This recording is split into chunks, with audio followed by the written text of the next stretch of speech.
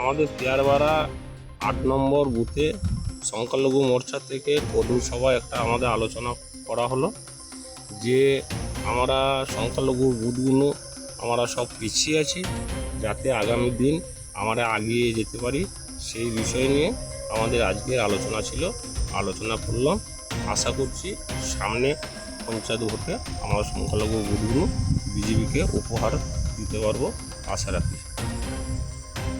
ওনাদের জরিমানা করেছে, কারো ঘর ভেঙেছে, কারো দোকান ভেঙেছে, এই সমস্ত অনেক কিছু ওদের উপর অত্যাচার হয়েছে। তারা সমস্ত আলোচনা হলো, এবারে সেই ক্ষোভ নিয়ে সবাই এগিয়ে আসতে চাইছে সংখ্যালঘু পরিবার এসে আমরা আগামী দিন পঞ্চায়েতে ওই সংখ্যালঘুর বুথগুলো যাতে আমরা উপহার দিতে পারি বিজেপিকে, সেই জন্যে আমাদের সমস্ত আলোচনা।